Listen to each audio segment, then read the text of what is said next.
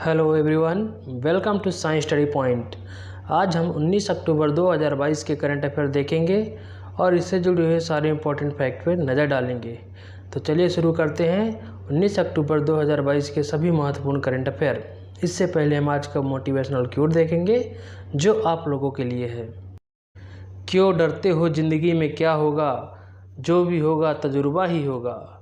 हाँ दोस्तों, ज़िंदगी में डरो नहीं, आप सिर्फ मेहनत करो, आप अपने मंजिल तक ज़रूर पहुँचेंगे। आप अपने लक्ष्य तक मेहनत से पहुँच सकते हैं, सिर्फ और सिर्फ मेहनत से। तो मेहनत कीजिए, आप अपने लक्ष्य तक ज़रूर हासिल कर पाएंगे। अब देखते हैं हम आज का इतिहास। 19 अक्टूबर की कुछ महत्वपूर्ण घटनाएं।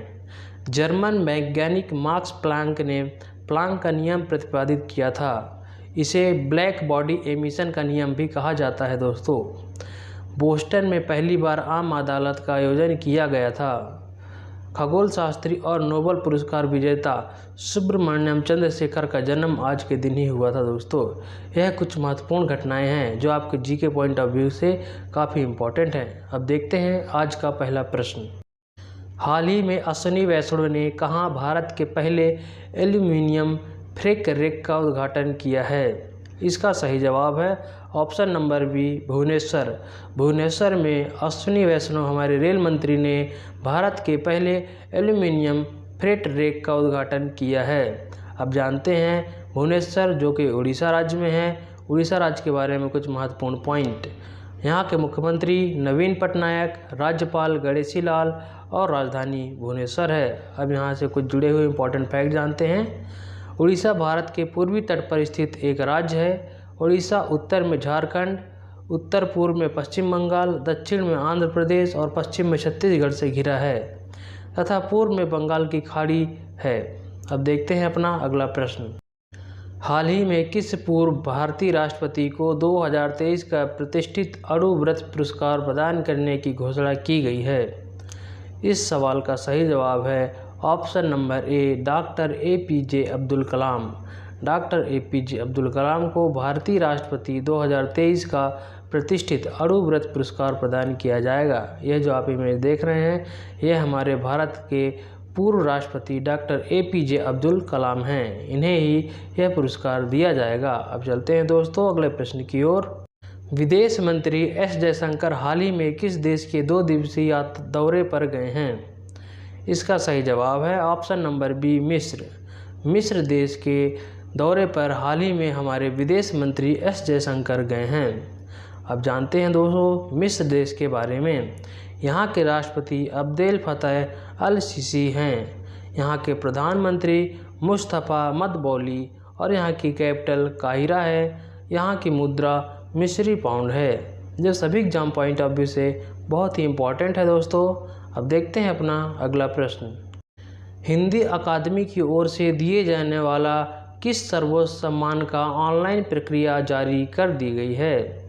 इसका सही जवाब है ऑप्शन नंबर सी, सलाका पुरस्कार। सलाका पुरस्कार को हिंदी अकादमी की ओर से अब इस सम्मान को ऑनलाइन प्रक्रिया जारी कर दी गई है। अब जानते हैं इसके बारे में कुछ महत्वपूर्ण पॉइंट दोस्तों। हिंदी अकादमी दिल्ली के सचिव डॉक्टर जीतराम भट्ट ने बताया कि सलाका सम्मान हिंदी अकादमी की ओर से दिए जाने वाला सर्वोच्च सम्मान है। डॉक्टर जीतराम भट्ट बताया कि सलाका सम्मान की शुरुआत वर्ष 1986-87 में की गई थी।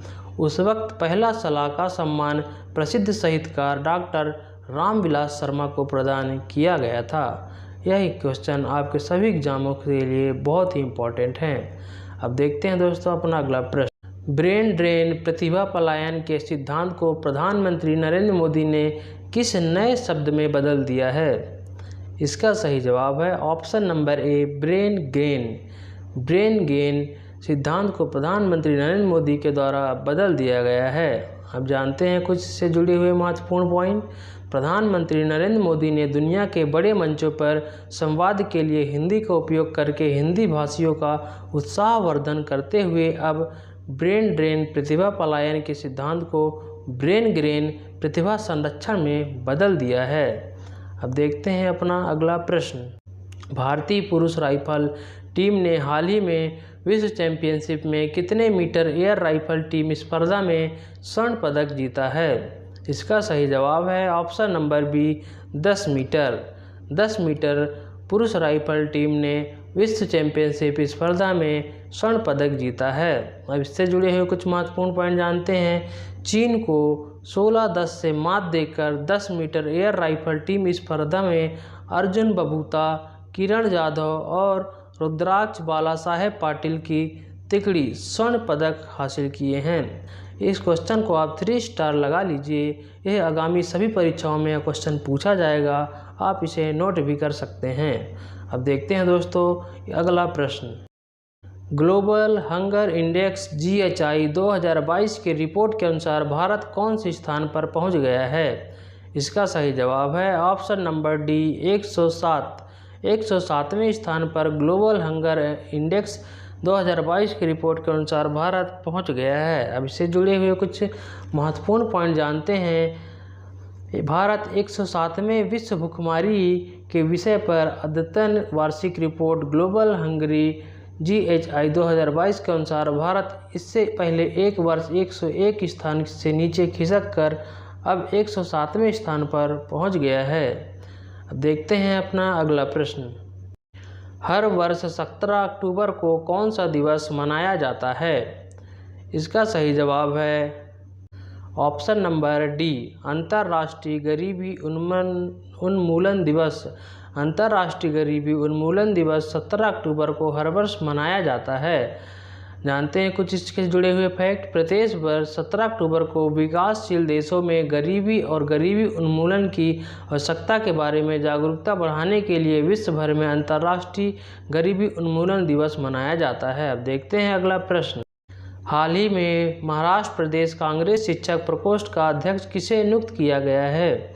इसका सही जवाब है ऑप्शन नंबर बी प्रोफेसर प्रकाश सोनवड़े। प्रोफेसर प्रकाश सोनवड़े को हाल ही में महाराष्ट्र प्रदेश कांग्रेस शिक्षक प्रकोष्ठ का अध्यक्ष नियुक्त किया गया है। अब से जुड़े हुए दोस्तों जानते हैं कुछ महत्वपूर्ण पॉइंट। प्रोफेसर प्रकाश सोनवड़े को महाराष्ट्र प्रदेश कांग्रेस कमेटी के अध्यक्ष नाना पटोले ने महाराष्ट्र प्रदेश कांग्रेस शिक्षक प्रकोष्ठ का अध्यक्ष नियुक्त किया है। अब देखते हैं अगला प्रश्न। किस जगह हाल ही में स्तन कैंसर के प्रति जागरूकता लाने के लिए निम्स पिक पावर रन का आयोजन किया गया है? इसका सही जवाब है option number D Jaipur. Jaipur में हाल ही में स्तन कैंसर के प्रति जागरूकता लाने के लिए पिंक पावर रन का आयोजन किया गया है। इससे जुड़े हुए कुछ महत्वपूर्ण पॉइंट जानते हैं दोस्तों। स्तन कैंसर के प्रति जागरूकता लाने के लिए निप्स यूनिवर्सिटी जयपुर की ओर से पिंक पावर रन का आयोजन किया गया था। अब कुछ दिनों में कैंसरों का इलाज भी संभव हो सकेगा। अब जानते हैं दोस्तों अगला प्रश्न। महाराष्ट्र की डॉक्टर दिव्यानी कटारा को किस सेवा के लिए राज्यपाल के द्वारा सर्वोत्तम सम्मान पुरस्कार से नवाजा गया है? इसका सही जवाब है ऑप्शन नंबर ए गो सेवा। गो सेवा सम्मान से डॉक्टर दिव्यानी कटारा को राज्यपाल के द्वारा सर्वोत्तम सम्मान पुरस्कार से नवाजा गया है। अब जानते हैं इससे जुड़े हुए कुछ इंपॉर्टेंट फैक्ट। महाराष्ट्र के राज्यपाल भगत सिंह कोश्यारी के द्वारा सर्वोच्च सम्मान पुरस्कार से सम्मानित डॉक्टर दिव्यानी को गोवंश सेवा यानी लंपी बीमारी से गो सेवा कार्य क्षेत्र के लिए यह पुरस्कार प्रदान किया गया है। अब देखते हैं अपना अगला प्रश्न। अक्टूबर से गुजरात की राजधानी में चल रहे डिफेंस एक्सपो के 12वें संस्करण की थीम क्या रखी गई है? इसका सही जवाब है दोस्तों option number A path to pride. Path to pride यह थीम डिफेंस एक्सपो 12वें संस्करण की थीम रखी गई है। अब जानते हैं इससे जुड़े हुए कुछ महत्वपूर्ण पॉइंट। प्रधानमंत्री डिफेंस एक्सपो 22 का उद्घाटन करेंगे, जो भारत के रक्षा निर्माण कौशल को प्रदर्शित करने की दिशा में एक महत्वपूर्ण एवं मजबूत कदम होगा। मोदी जी के द्वारा दिशा एयरफील्ड की आधारशिला रखी जाएगी और स्वदेशी ट्रेन विमान STT-40 का भी अनावरण करेंगे। डिफेंस एक्सपो 2022 का आयोजन 2 वर्षों के बाद किया जा रहा है। इससे पहले यह आयोजन 2020 में लखनऊ में आयोजित किया गया था। यह क्वेश्चन आपके सभी एग्जाम पॉइंट ऑफ व्यू से बहुत ही इम्पोर्टेंट है दोस्तों। अब चलते हैं अपने अगले प्रश्न की ओर। किन 3 हस्तियों को स्वीडन नोबेल कमेटी ने अर्थशास्त्र के नोबेल पुरस्कार 2022 से सम्मानित करने की घोषणा की है? इस सवाल का जवाब दोस्तों आपको कमेंट बॉक्स में देना है। अगर आप यह सीरीज कंटिन्यू देख रहे हैं तो इस सवाल का जवाब आपसे डेफिनेटली बन जाएगा। इसका जवाब अभी कमेंट बॉक्स में दीजिए। Thank you for watching science study point. जय हिंद, जय भारत। अगर आपको यह वीडियो अच्छी लगे तो अपने दोस्तों के साथ लाइक, शेयर, सब्सक्राइब जरूर करें ताकि इससे आने वाले सारे नोटिफिकेशन आपको मिल जाएं। Thank you for watching. जय हिंद, जय भारत।